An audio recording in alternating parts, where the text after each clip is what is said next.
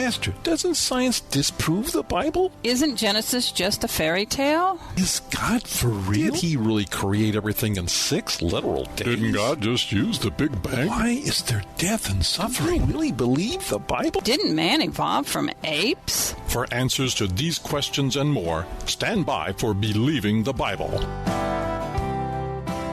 Welcome to Believing the Bible. This is Scott Lane with Ed Salzadale, Dr. Carl Williams, all directors of the San Antonio Bible-Based Science Association.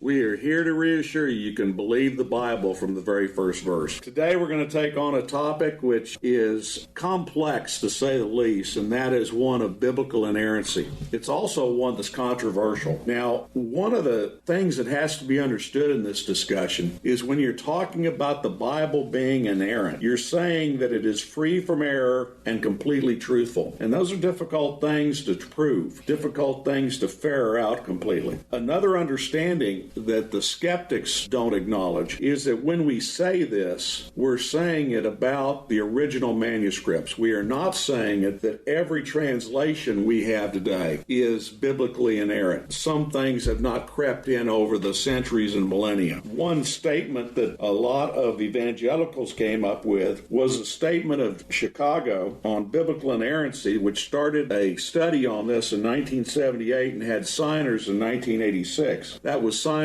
by more than 200 evangelicals, and again, they agreed only the original manuscripts could be called inerrant. But that had some very major signers, such as R.C. Sproul, Francis Schaeffer, John MacArthur, Norman Geisler, D. James Kennedy, Luis Palau, and others. But again, the question comes to, how would we even figure out that whether the Bible is inerrant or not? Carl, you got any ideas on that? Well, since the original, in other words, the autographs for none of the Bible is available. No pieces of the original writing. In other words, when Moses put his quill to the papyrus, we ain't got those. Likewise, Job, whoever wrote Job for Job, we don't have that original manuscript. Or any of the biblical canon. There was all 66 books, none of which have an original piece of writing material available for us to look at and scrutinize and say, oh, this is it, this is the one. However, there are older copies of some of these things that the oldest copy should be the most accurate, and there are various copies of different texts that the same books of the Bible are taken from. Now that's kind of confusing to me. We have something like the Masoretic texts in Hebrew, and then there's the Septuagint, which is the Greek translation of the Hebrew, maybe from the Masoretic text, maybe from another codex. So there's lots of different codexes that go back to various time frames of the past that have not 100% faithfulness to the text. There'll be some changes. For instance, the age of the patriarchs written in Genesis chapters 5 and 11 are different in the different codexes that look at what we now read as Genesis. So does that mean that the whole book of Genesis is wrong? I don't think so, because there is a consistency in, if not the actual numbers of years that the patriarchs lived, but at least that they lived and that they begat and that they died. I think there's consistency in those parts of the text. Well, what you're pointing up is that there are major discrepancies in terms of those lifespan numbers between the Septuagint and the Masoretic text. What that shows is that, again, we don't accept that these later copies were completely inerrant, but that they had picked up differences by copying errors, by translational errors, etc., over the years. But it's only a belief that the original manuscripts. Now, you talked about we don't have those original manuscripts, but we have pretty good faith that we know what the original manuscripts said. And the reason for that is that the Old Testament, we have almost 10,000 different copies from all the way from 500 BC up to the present of those Old Testament documents, which have great agreement. I didn't say perfect agreement, but have great agreement. And we have 25,000 copies, more than that, of New Testament manuscripts. Again, we don't have the original letter written by Paul, etc., but we have enough copies with great enough agreement to have a good idea of exactly what was in those original manuscripts. And one of the copies of the book of John is supposed to have been written early as 125 AD. So that's a pretty recent. Very close to the original. Very old copy. Yeah. Very recent to the writing of the original. Very close to the original. Can I say something? Please do. One of the things that I have noticed, even in our modern English language, is that even between what was written, how things were written from the 50s to the 60s to the 70s to the 80s, you still have that particular problem when you start doing a translation because the language basically changes. So that's the reason why we have some idioms, variants. colloquialisms, and so forth. Yes. Yeah, exactly true. You are listening to Believing the Bible. This is Scott Lane with Ed Salzadell and Dr. Carl Williams. If you would like to learn more, go to sabsa.org. That is sabbsa.org. Today we're talking about biblical inerrancy. The Bible itself believes in itself. In 2 Timothy chapter 3, verse 16 and 17, it says, all Scripture is God-breathed and is useful for teaching, rebuking, correcting, and training in righteousness, so that the servant of God may be thoroughly equipped for every good work. He set this stuff down as truth, as the guide for us. Over the centuries, some small amounts of translational and copyist errors may have come in. In fact, they have. Again, this belief in biblical inerrancy, it's a faith question about who God is. If God is omniscient and omnipotent, then what he would have given us would be all truthful and without error. This, incidentally, gets into the core of the things that I pursued in my book, What If God Wrote the Bible? If he is omnipotent and omniscient God, then he would have written things that were 100% truthful. That would be without error, that you could not find prophecies that cannot or would not be fulfilled, etc. And that goes to the core of what we were looking at. On a different bent, one of the things that I put out in my book was the work of a Dr. Paynon, who had done intelligence work during World War II and applied that intelligence work that they'd done in World War II to the Bible. And what he was looking at was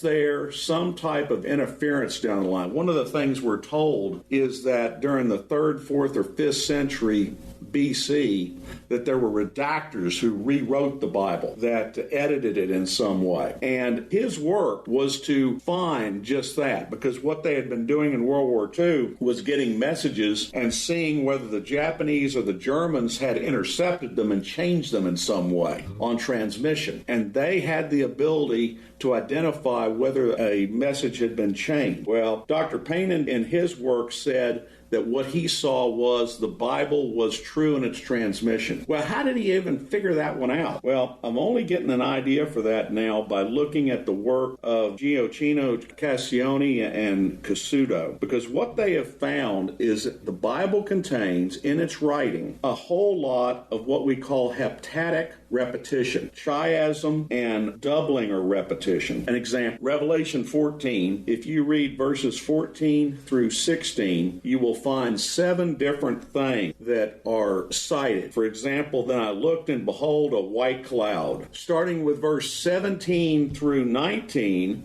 it says, then another angel came out of the temple which is in heaven, and again, the heaven or the cloud. You'll find a different phrase echoing that same repetition. If I'd gone through all 6 verses, you would have seen 7 things repeated another 7 times in the second paragraph. We find this kind of chiasm or doubling and repetition throughout the Bible. Repetition and heptatic meter are found in the Pentateuch, Psalms, Proverbs, Ezekiel's, the Gospels, Revelation throughout the Bible. Moses in the Pentateuch had 7 thoughts on 7 things, used 7 phrases, contemplating 7 concepts, talking about 7 events, 7 actions. You have frequent, multiple 7 repetitions, as I just cited within Revelation. He talked about 7 periods of time and 7 descriptions or 7 divisions. The repetition of Genesis 1:1 2:3 with Genesis 2:4 through 3:24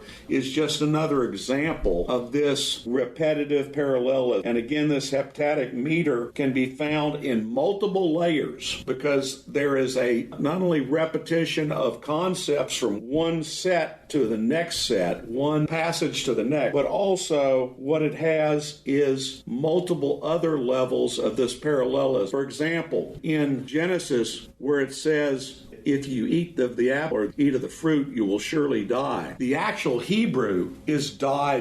The Bible often would use that repetition to underscore something. Jesus would say it in the New Testament. Truly, truly, I say unto you. Folks, the question that comes out of all this, because I could go on forever with this stuff, with all of this already in there, if there had been redactors, if there had been people fooling with the Scripture over the centuries, would they have been able to retain this parallelism within repetition within repetition? Okay. And what Payne and others found was no. And therefore, we believe we're looking at what was the intended material. 7 is perfection, and one of the reasons why 7 is used is that it's easier to remember, literally. Folks, this is essentially a faith question, but I think it's one that God has not only given us good manuscript evidence for, but also evidence within the Word itself.